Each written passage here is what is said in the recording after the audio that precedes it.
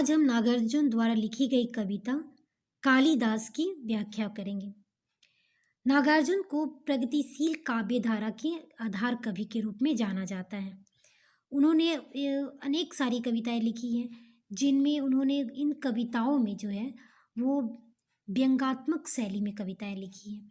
इस व्यंग्यात्मक शैली में उन्होंने ऐसे शब्दों का प्रयोग किया है जिससे कविताएं जो है उनकी प्रखर रूप धारण कर लेती है।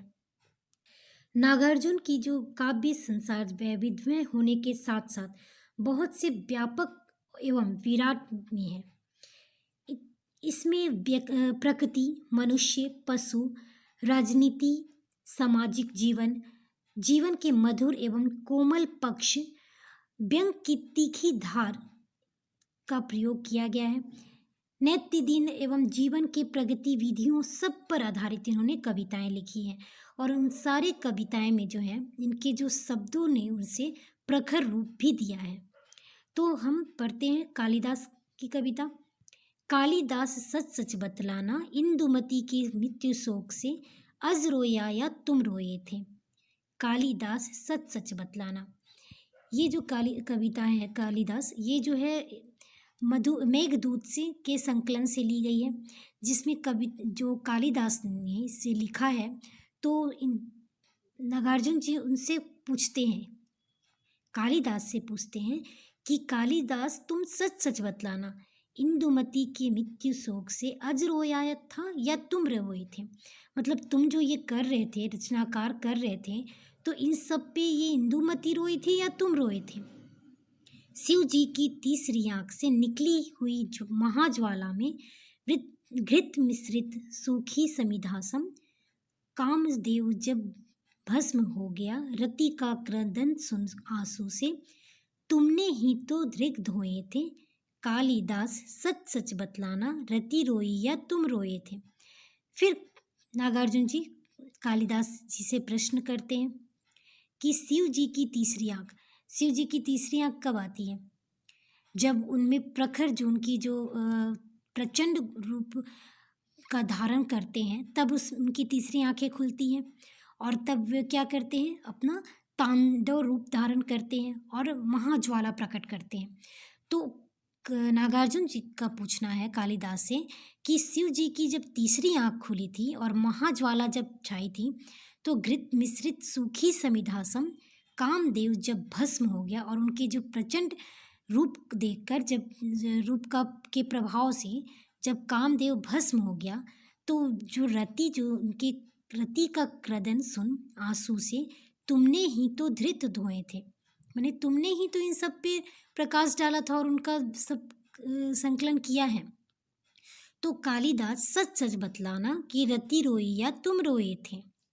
वर्षा ऋतु की स्निग्ध भूमि का प्रथम दिवस आषाढ़ मास का, देख गगन में श्याम घन घटा, विधुर यक्ष का मन जब उचटा, खड़े खड़े हाथ जोड़कर चित्रकूट के सुभग शिखर पर उस बेचारे ने भेजा था।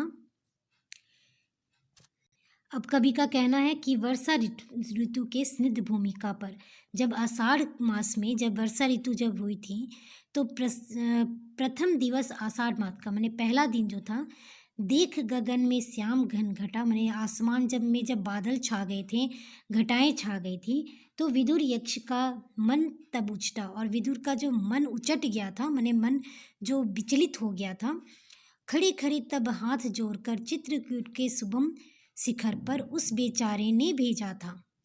चित्रकूट पर जब उससे क्षमा याचना के लिए, प्रार्थना करने के लिए जब सुभर शिखर पर भेजा गया था, तो उस समय कालिदास तुम से बार बार प्रश्न, हर एक बात को पूछकर,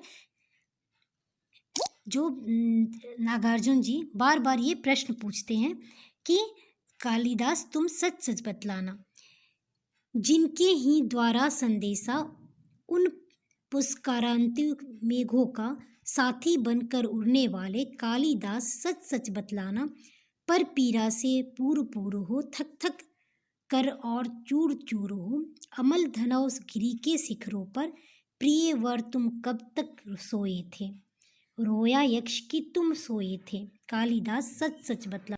नागार्जुन जी फिर पूछते हैं कि जब वैसा बादल घिरा हुआ था, पुष्करावत घेरो माने हाथी के जैसे, जो पुष्कर हाथी के रूप में, ऐरावत हाथी की तरह जब आसमान में मेघ बादल छाए हुए थे और मेघ जब आए थे, साथी बनकर उड़ने वाले कालिदास सच सच बतलाना, पर पीरा से पूर पूर हो, थक थक कर ओ चूर चूर हो, अमल धवल गिरी के शिखरों पर, प्रियतम तुम कब तक सोए थे।